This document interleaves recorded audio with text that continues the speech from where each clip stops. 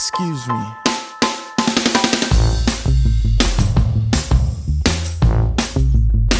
Yeah.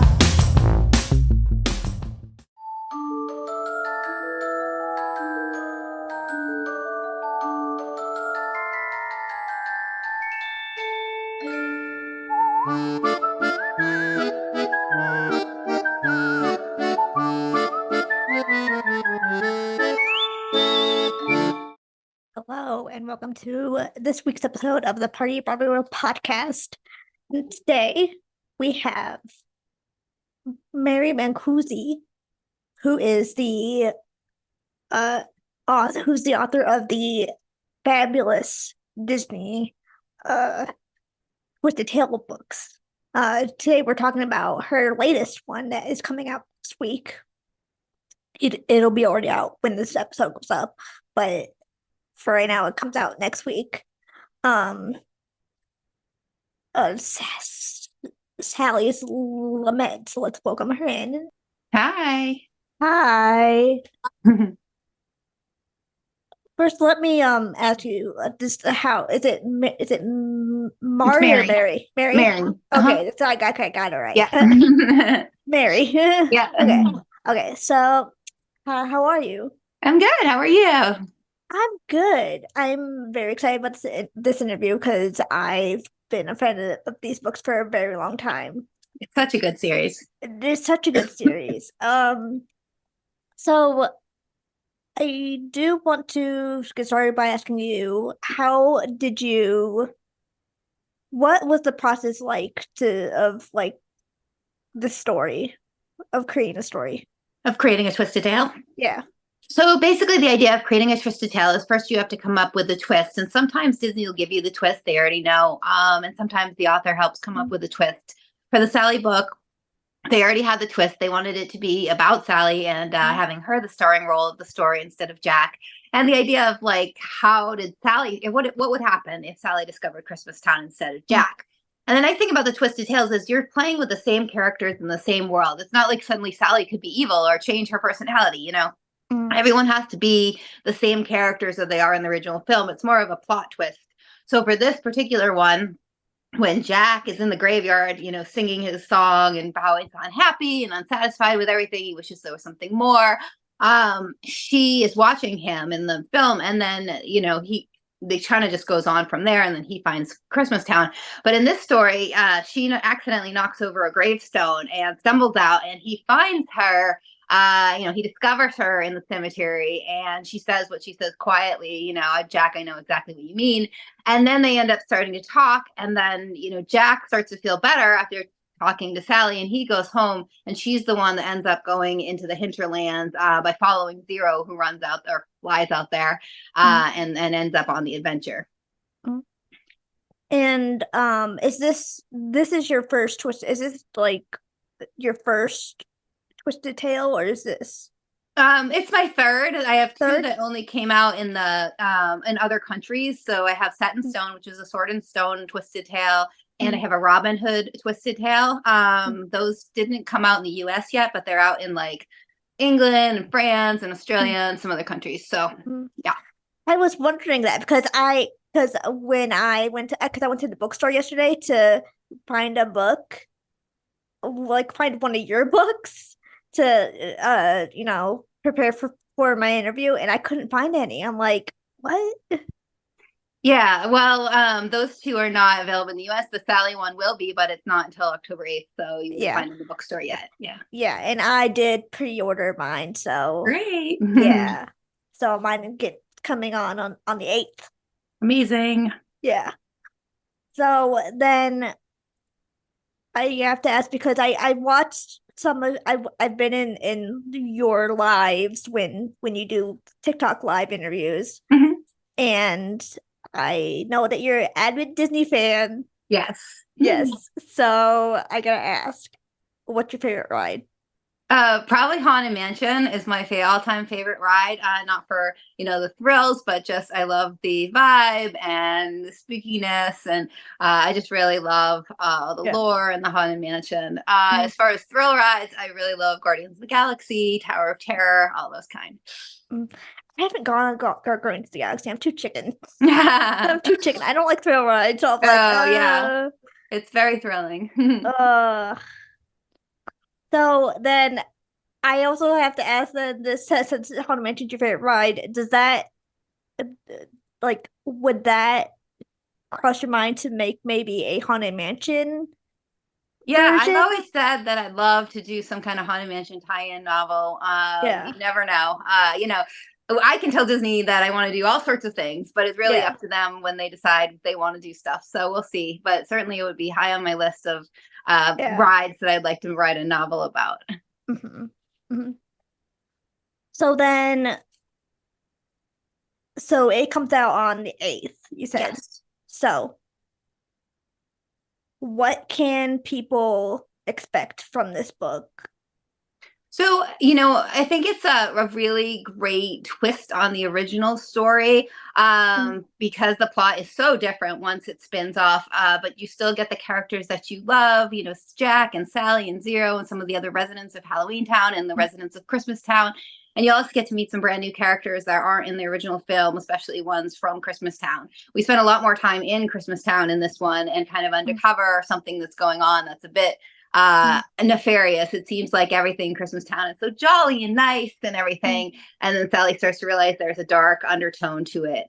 Another thing you'll probably find is a lot more Jack and Sally romance than you did in the film. I really love the idea of them getting together. So I was able to concentrate on that a lot more, where, you actually see them, coming together, becoming friends, falling in love through the story. So people who like Stan, Jack, and Sally, they are going to be in for a treat for this one.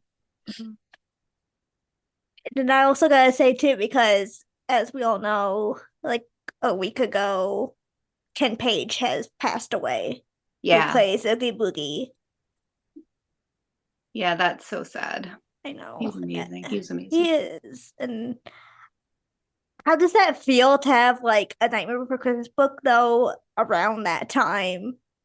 Well, yeah, I know. It is very sad. Oogie Boogie is not actually in my story because we concentrate mostly on Christmas Town, but he's such a legend, and it's a terrible time for everyone just to think about him, and all his legacy. But I kind of think that it was the timing, right? It's Halloween season, so if we really want to honor Oogie, it is the season, right? So maybe you can take some solace in that, but it is a real loss for sure. That was actually my next question. Is Oogie Boogie in the book? So you answered my question. Yeah, he is not. We have a different villain, and the villain is from Christmas Town, so we concentrated on that instead of Oogie Boogie because he's obviously the big bad in the original, so we're going to do something different. So you've watched the original, of course. Of course, yeah. Of course. So then I gotta ask, like, and I think you talked about this already, but I can't remember, like, are there like kind of homages to the original kind of? Oh yeah. Yeah, absolutely, because a lot of the characters are the same. You get Lock, Shock, and Barrel, and the witches and the vampires, and all the residents of Christmas Town and Sandy Claus, and so there's a lot of callbacks to the original. You're gonna feel like you're in the original world, just with a different story within that world. So Halloween Town is the same. When she's walking around Halloween Town, you'll feel all those points, Undersea Gal in the fountain, stuff like that. Okay, all right. Well, and then I just wanted to switch gears too a little bit after talking about your book. I want to switch gears because again, I know that you're an avid Disney fan, as am I. Yeah. And I wanted to talk to you about what you thought about about the, I don't know, because I don't know if you follow D23 or not. But with the news about the Monsters Inc. land and the Villains land, I wanted to get your and what you thought about that. Yeah, I mean, I think that Walt said something about the fact that it's kind of like, and the theme park is never supposed to be static. It's an ongoing adventure. It's like a film set that things can change and evolve over time. So I think that was his original plan. Now, I'm not going to speak personally on what I feel about each individual land, but I think that it makes sense that we evolve, and I know there's a lot of nostalgia in the parks, and I feel a lot of nostalgia. There's some rides that I very much miss, like Horizons, and Epcot was one of my favorite rides of all time, and they put that Mission Space in instead. And that was hard for me to deal with back then. So I know that feeling of you're going to miss, but I think that Walt really wanted a park that, was going to refresh and, just kind of reinvent itself every so often to stay relevant. And so for next generations and everything like that. So I don't think it's something, that he would be rolling around in his grave over. I think that he would understand that, change is inevitable and change can be good. Change can be positive. And I always like to hold out, judgment because of an announcement and a drawing. Like, I don't know what that's going to look like in real life. So, I want to see it for myself before I would actually make a judgment on whether this is a good change or a bad change. I mean, I'm excited for the villains land. I mean, I'm excited for it. I think the villains needed a park. They needed their own park. Like, I think that'd be great. I mean, all the Halloween stuff they do either in Florida or in LA and Anaheim, is so popular. And I think people would just love to have more of that dark side. I hope there's a Maleficent castle. That's what I would really like to see. I mean, in the concept art, it looked like in the background. Yeah. There was a castle. So definitely. I think we'll hope that actually happens. So I think the Forbidden, what's her castle called? It's like something. Oh, I can't remember. Yeah. I can't remember. It's like Forbidden something. I don't know. But thank you so much for coming on. Of course. Thanks for having me. And thank you for, being so open to it. I was like so nervous trying to see if you wanted an interview. I was so nervous. Oh no, I love talking to people about, like you said, I'm a Disney fan too. So, just coming on and chatting about Disney is always fun for me. Well, the Sally's Lament comes out on October 8th of this year. So, and you have a link to the book, but you can also go to Barnes & Noble's, correct? Yes. So Barnes & Noble has an exclusive edition that has a purple foil cover and some fancy end papers. And so if you want their limited edition, go to Barnes & Noble or order it from their website. They made a limited amount of them. When they're gone, they're gone. So if you want that, I would get it sooner rather than later. The other editions are anywhere books are sold. They'll probably be at Target, Amazon, like anywhere really. And you can also order it online. So October 8th, which is this Tuesday. So not very far away at all. No, and I'm excited to go back to my Barnes & Nobles and pick up my book because I've been so excited about this book. Well, I hope you love it, and I hope you love Sally's story because it was a really special one for me to write. Yeah. Well, that's it, folks. I will see you guys next time, and bye, guys. Thank you. Bye. Halloween box opening. Spicy pumpkin. Witch's brew. Halloween-themed pop-out wax tarts. Jack-o'-lantern spicy pumpkin candle. Dragon's blood. Happy Halloween. And I thought it would be a nice chance to talk to the people out there about the podcast network, and you two have glowing testimonials, I'm sure. Hopefully. Maybe. Yeah, and also I do. And also we're going to tease the upcoming trial of Hamilton. Oh, yeah. I mean, well, my testimonial, I suppose, would be that, I mean, I've made a lot of great friends doing this. I've encountered a lot of differing opinions on things. And in terms of just sheer infrastructure, uh, all of all of the tutorials that you have available to people who need it were like instrumental to everything I did. It was effectively like following a step-by-step guide. It was very, very helpful.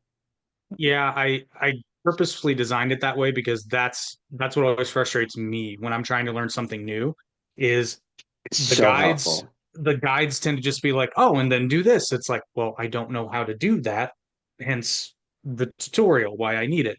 So it might be annoying to some, but I go through every little step and I assume I that if I you're will watching follow the it. video, yeah, I assume that if you're watching the video, you know nothing about what you're doing. And if you do, it just makes it that much easier. I would follow like the one you did on shorts is basically how I learned everything I know in CapCut. And yeah, like the reason why I can hit the ground, I can for lack of a better word, shit out like 5, 6 shorts in an hour because the infrastructure you built in your tutorial, I just follow that. You've basically created a template that I just slap onto every single short I make, and I can make one real quick in like 10 minutes now because of the tutorial that I followed from you from that starting point. And it's just made it super easy for me. My not thing with even. CapCut currently is every time you exit out of it, like even if you so much as like hit the button to open another window, it'll load an ad. Like you go to so if I go to grab a piece of footage, you go back in, I got to skip through like 4 or 5 ads every single time. Oh, really? It is the most aggravating thing on the planet. It's to the point, and they've just slowly been blocking off. Same thing on Canva. They've just been slowly blocking off free options. So I've been perpetually tempted to get the professional version of those. Oh, that was my next question is do you pay for the pro? Because I got the pro for both. I've been tempted lately, especially with CapCut. The Oh, background that's remover. There's been times where I've wanted the background remover the only reason I got premium Canva was for the background remover. Everything because else is gravy. there's been times where like I want like an image, but it's on a mosaic background, and I just want to get rid of that annoying mosaic background, and I just can't do it. Well, one of the perks of being part of the Arte podcast pantheon is if you don't have premium Canva and you need a background removed from an image, just send it to me. I mean, in Canva, it's literally 2 clicks and Fair enough. Yeah, I yeah, because I had Canva and CapCut Pro when I was doing my own editing and stuff, and that made it so much easier. But yeah, still, I've I been wasn't perfect, so tempted yet. that's why I delegated it to Jake over here. yeah, when you delegated it to me, in hindsight, I probably shouldn't have, but um, I was like, I'll do it under one condition: ad spots. Fair But it's enough. it's it's quite simple though. And really, the beautiful thing about all this is you very much learn by doing. And I found so many shortcuts. In fact, Hmm. this segment we're recording, Zoom changed, I don't know what you call that setting or feature. And now, if you go in and tweak your settings, which if you join the network, there's a new video that shows you how to do it.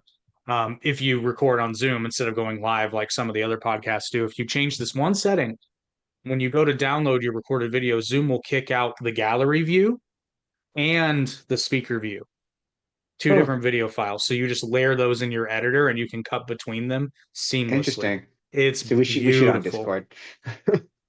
Yeah, and We and that's which fine. It's going live is even less work, but if you like a more like we could never do Justin, you and I, we could never do the Final Frontier live. It would be too boring. Yeah, So yeah, that's why we have sure. to we have to edit it, right? Yeah. I mean for I will say watching you do live streams, I've learned a lot. Like there was a period of time where it was driving me crazy that you had different OBS than me, and I couldn't figure out why. I was like, why is your OBS different than mine? And I was looking up tutorials, and I finally realized I hadn't updated my OBS in like 10 years, and I was like, now I have all these controls. Now I can go like one, and yeah, you taught me about hotkeys, and I can go like one starts the show, two ends the show, and then three ends the recording, and it's really useful. Oh yeah, I still have to do a tutorial on hotkeys. I forgot about that. Um, but yeah, Super honestly, helpful. the simplest solution is just buy like a $40 to $80 stream deck. And but I mean, You're doing the same thing though, so I suppose you're just doing it in Yeah. Stream Deck versus The only on your thing is I keyboard. discovered today is when you're filling out your OBS, I've got my other, not my numpad, but my actual number keys. I've got it set so number two just plays the trailer for the Final Frontier.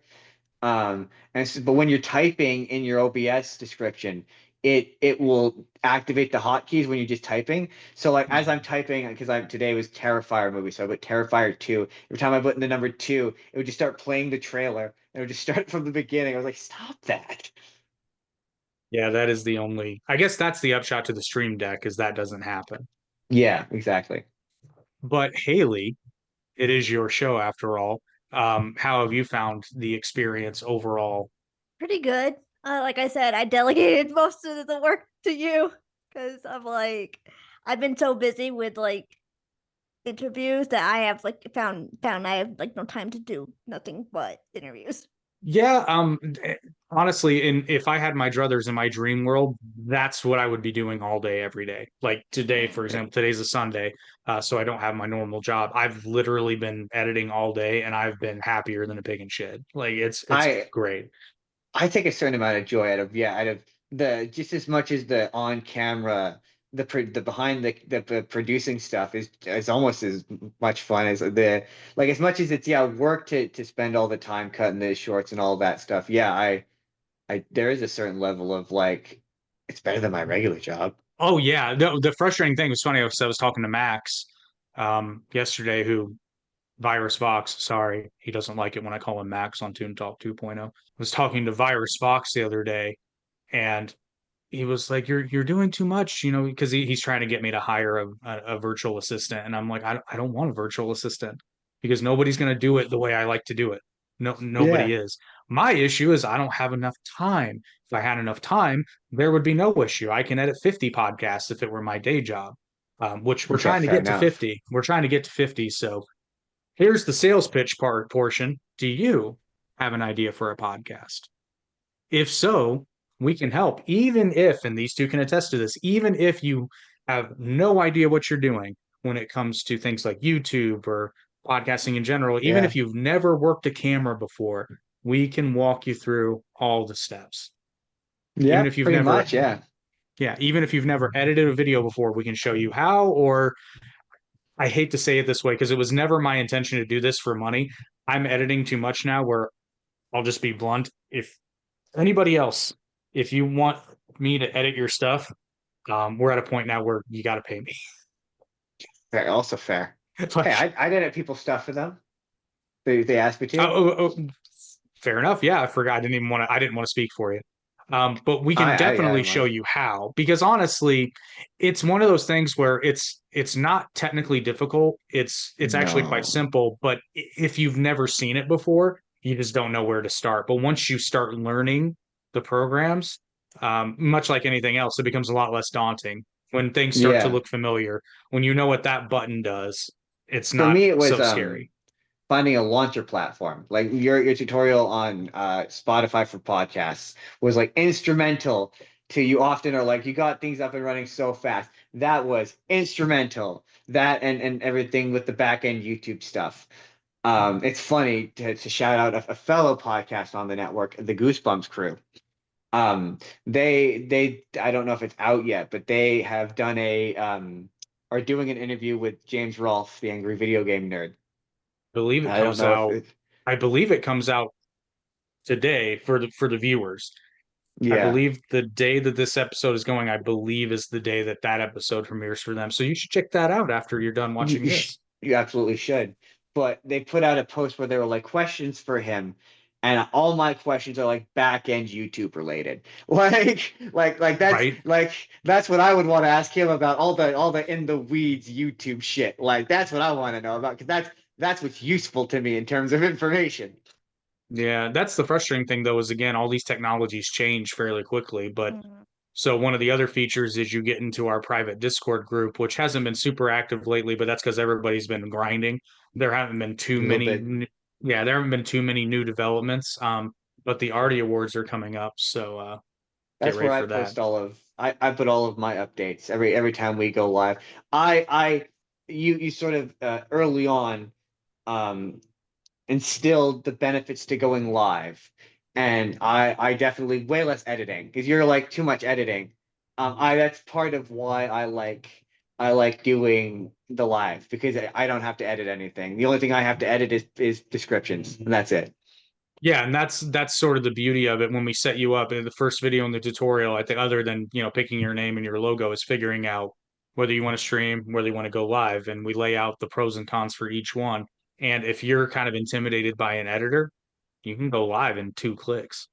Exactly. It It's takes a beautiful. day and a half to get approved, but like that's it. That's Well, and it. it's not even approved. It's like I don't even know why YouTube bothers. I guess it's just to make sure that you're an actual person. Probably, yeah. But If yeah, I had it to is. guess. Yeah, yeah, it's in the tutorial video what he's mentioning. But freebie here, if you want to go live on YouTube and you've never done it before, you have to request permission to do so. But Yeah. usually within 24 hours, you're good to go, and then it's just 1 click away. Um, Mm. well, two because OBS. But what was your level of experience prior to starting your podcast when it comes to like making videos, video editing, even posting on places like YouTube and other Uh, social media? I've been doing it last year since 2020 in any major capacity. I mean, with my co-host, we had tried to get some stuff off the ground, but we never really committed to anything. This keeps us honest, I will say that. Like it keeps keeps us committed to a thing. But I had a TikTok where I did a lot of this, so a little. Big Oh, old really? zig. Yeah, big old zigs. Mm-mm. Oh, wow, really? So you hadn't done any of this prior? No. I was nervous Oh, about long form content. Like that was always my thing. Like, can I? Because to be fair, me and Jordan, we had a podcast that we did once where it was called Live from Justin and Jordan's Couch, and it was just we were just sitting on a couch, and we did exactly like 10 minutes where we rushed through like 5 minutes worth of topics, and then we were just, and that's the end of the podcast over.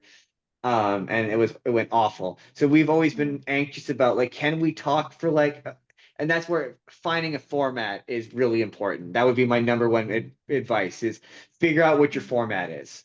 Once you figure out what your format is, like what exactly the structure of your show is roughly going to be, that makes things 1,000 times easier. Like once we decided we were going to be like news based and be sort of analysis based, that made things easier. yeah, interviews are tough too. I know it's the worst feeling in the world when you get somebody there and especially when you're excited about it and you get there and there's just like no chemistry whatsoever. And it's like pulling I teeth to get somebody to talk.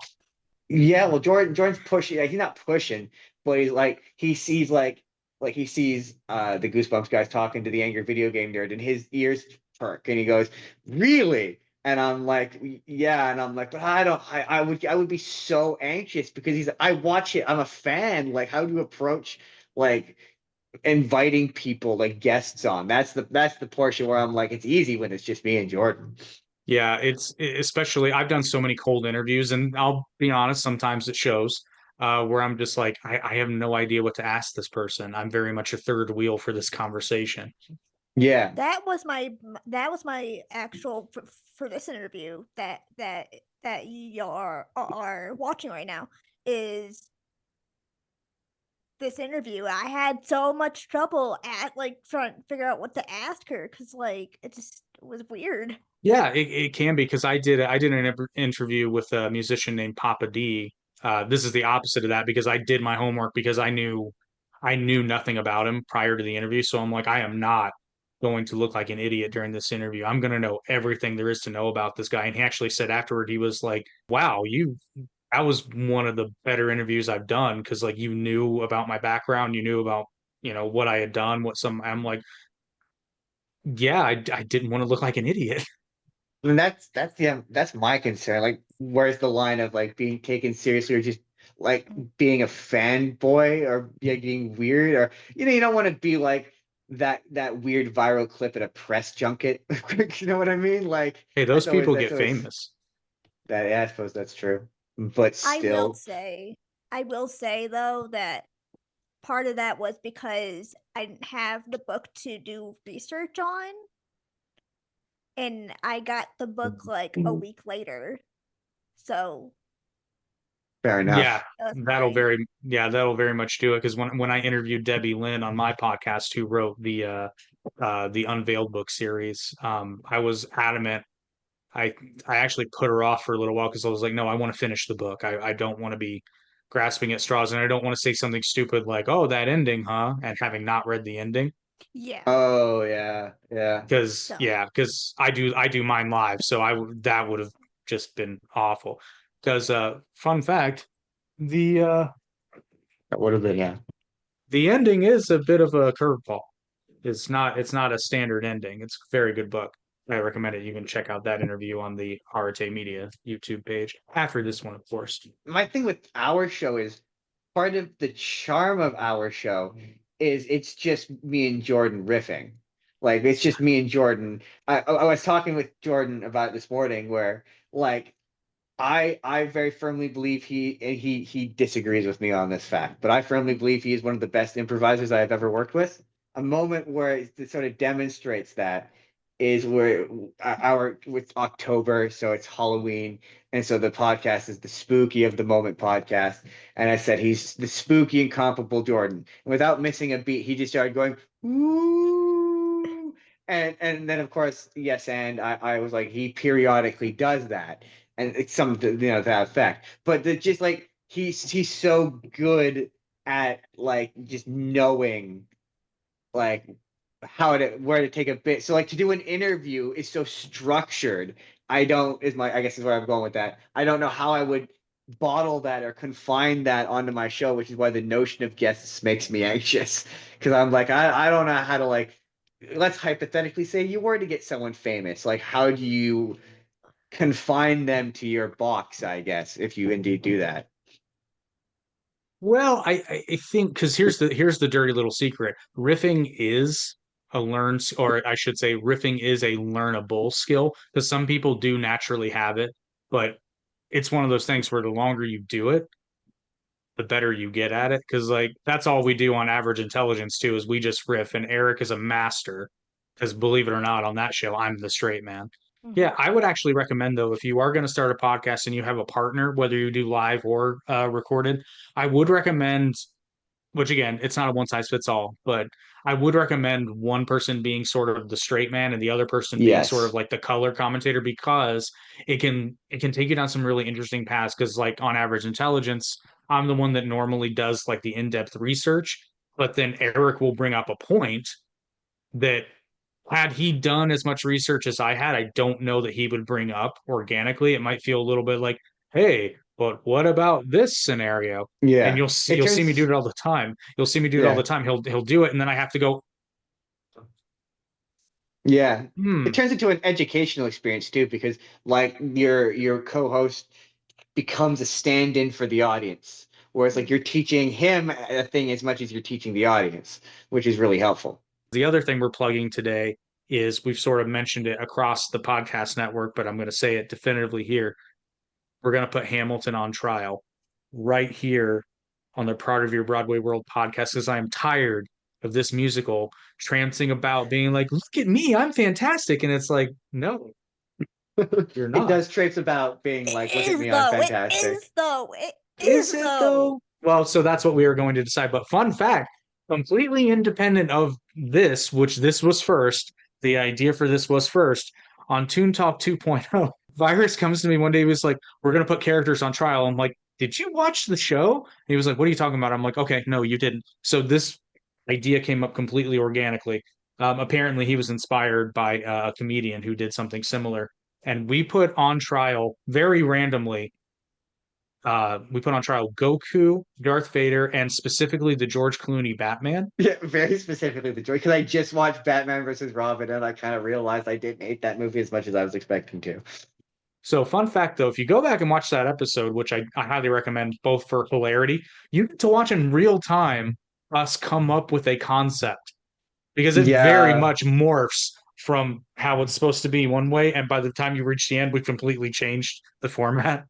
That was just you want to talk riffing. That was me just pulling just like shit out of my ass. I didn't even I went into the George Clooney Batman with one argument, and it just turned into me making another argument. Like it just turned into me tearing into Robert Pattinson's Batman for some reason. It was great. My favorite moment though is I have to shout out Virus. My favorite moment will forever be, and I need you to make it into a short of It's his coming. opening statement, his opening statement for Goku, because Haley, you're not a Dragon Ball fan, I don't imagine, but it is, as a Dragon Ball fan, simultaneously a surprisingly accurate opening statement and unbelievably just character assassination like you would not believe. And it was brilliant. It made me go like I was on Jake's side, but I'm like, Jake, he needs my help. No, it's quite a thing to behold because again, if you're a Dragon Ball fan, you will see that this is simultaneously like a really good synopsis and also just obvious he's never watched the show a day in his life. I My was favorite. watching. Oh, it's I so was good stuff. watching. I was watching it, and like I gotta say, Jake, your woman impression for Leia was just spot on. I mean, It was nowhere near spot It on. was spot on. Was Was spot awful. on as a woman. Jake's ability to I mean your Obi-Wan. Your Obi-Wan was pretty phenomenal. I tried. I just love hearing Ewan McGregor tell that story about when he gets he always sees somebody like run a stop sign or something, and he pulls up next to him and he's like, and I'm berating him and I'm saying this, and he just stares at me and it's like, that's fucking Obi-Wan Obi-Wan Kenobi. Kenobi. My one thing I will say that is of a benefit that has helped us generally is the sense of camaraderie, and that like having people who consistently like your shit on the internet, like instrumental. Like we're on TikTok.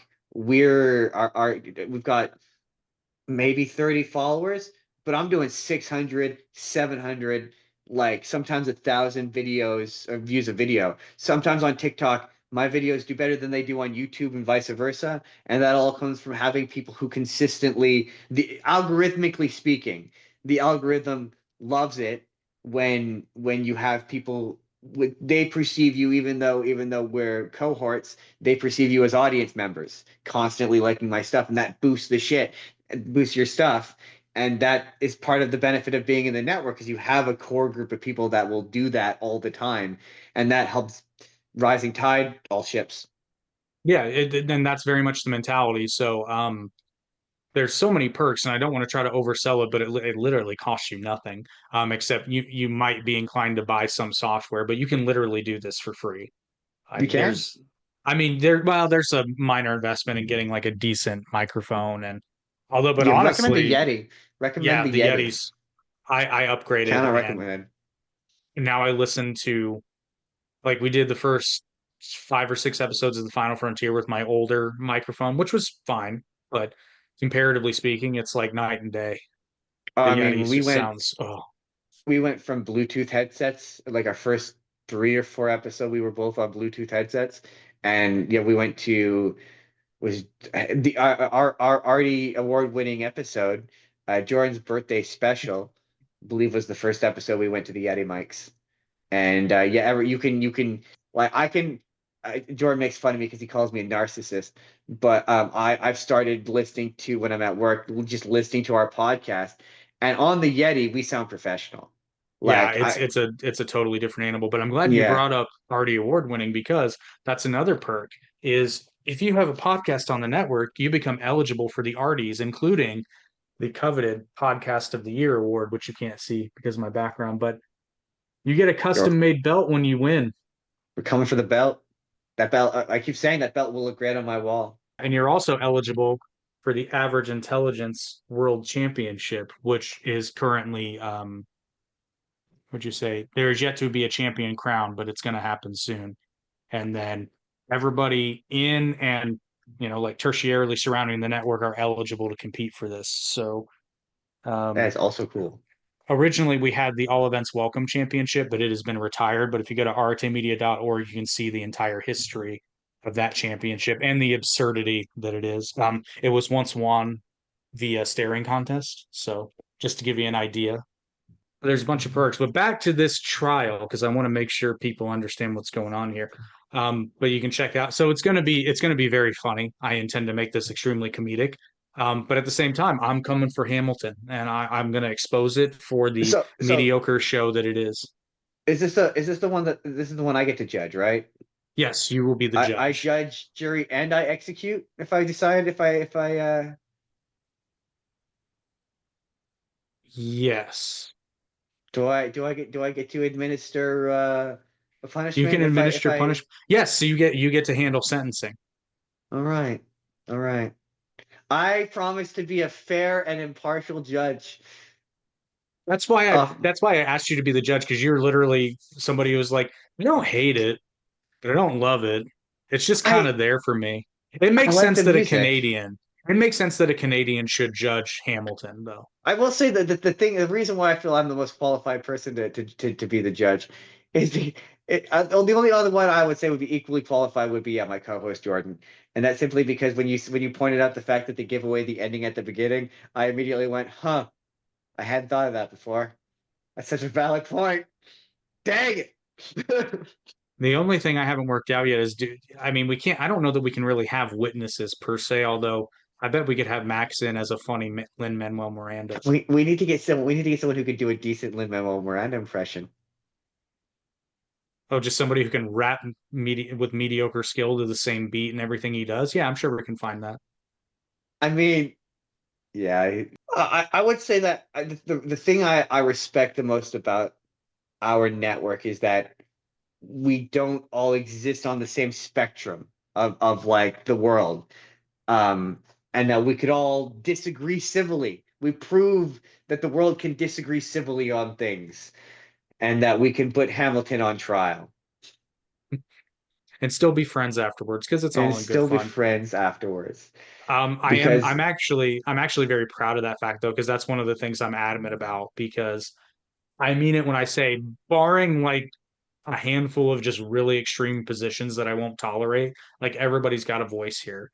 Greetings, boys and girls. My name is Isaiah Vargas. For over 3 decades, R.L. Stine's Goosebumps has reigned as one of the best-selling book series in history, spawning a monster franchise that's lasted since 1992 and spawning a massive fan base. Folks who love to talk about this influential series, and that's where we come in. Join the Goosebumps crew, Nick Shaw, Bjorn Panelik, and myself every week as we dive into the world of Goosebumps and talk about everything from the books, TV shows, movies, video games, merchandise, and so much more. Many like-minded Goosebumps fans and a growing list of special guests join us, so if you want Goosebumps, get with the program. Tune in to the Goosebumps crew every week on YouTube and audio platforms. Become a Goosebumps crew member today. Listen with the lights on.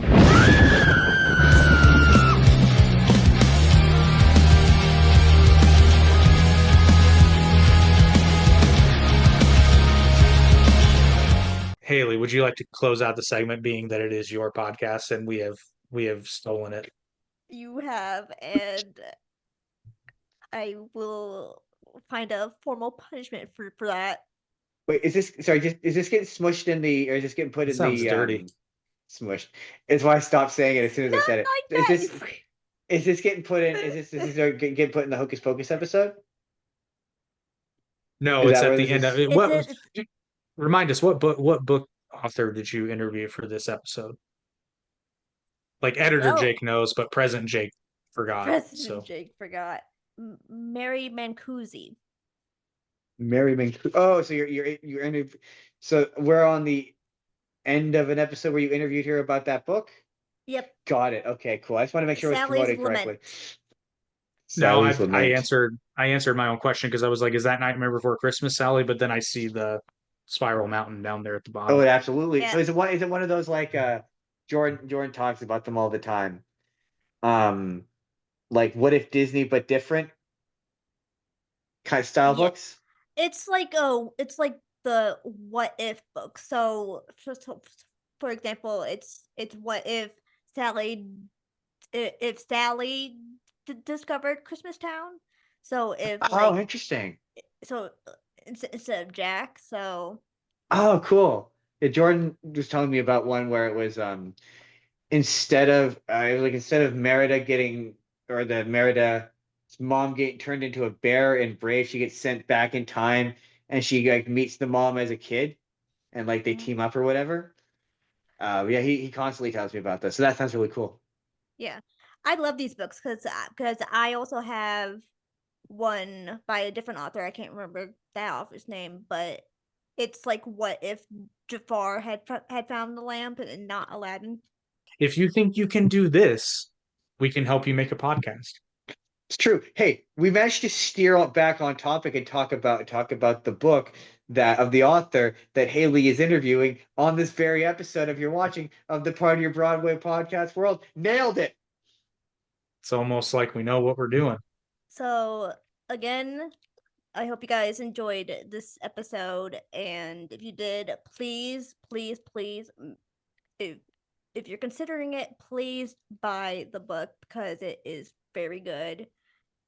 If you go to Barton Nobles, they have a Barton Nobles edition that has like the little gold Barton Noble emblem sticker. So yeah,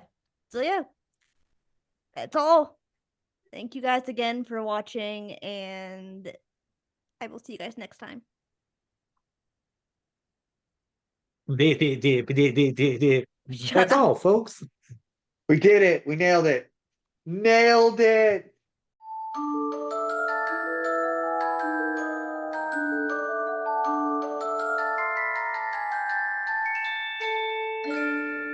Up.